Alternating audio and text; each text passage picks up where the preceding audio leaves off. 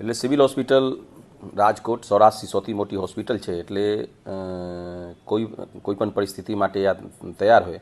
એટલે અત્યારે જે પરિસ્થિતિ છે આપના આંકડા મુજબ જોઈએ તો લાસ્ટ યરથી ગત વર્ષથી સરખામણી કરીએ તો એવું લાગે છે કે એટલું બધું અત્યારે ઇન્ક્રીઝ નથી.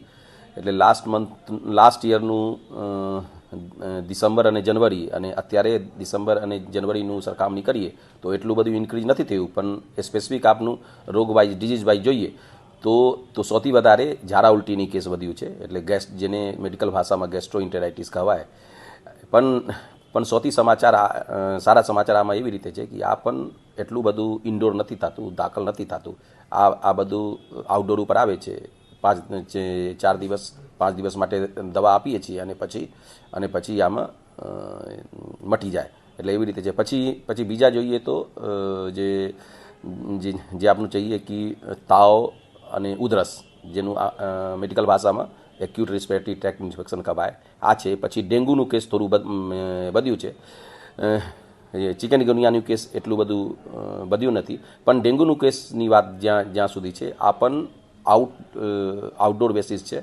એટલે દર્દી આવે, 5 દિવસનું દવા આપે અને પછી મટી જાય. એટલે અત્યારે કોઈ ચિંતાની વાત નથી. તો પણ હું બધાને અપીલ કરું છું કે અત્યારે જે થોડું મિશ્રિત વાતાવરણ છે, ક્યારે શિયાળો ક્યારે ઉનાળો એવી રીતે લાગે તો, અને ક્યારે વાદળ જેવી વાતાવરણ હોય તો ત્યારે આપનું થોડું સાવચેતી રાખવાનું છે. ખાસ કરીને જે 5 વર્ષથી જે ઓછા બાળક છે અને 60 વર્ષથી વધારે વયવાળું છે અને ખાસ કરીને પ્રેગ્નન્ટ મહિલા છે, આનું થોડું કેર રાખીએ અને થોડું ગરમ પાણીની સેવન કરીએ.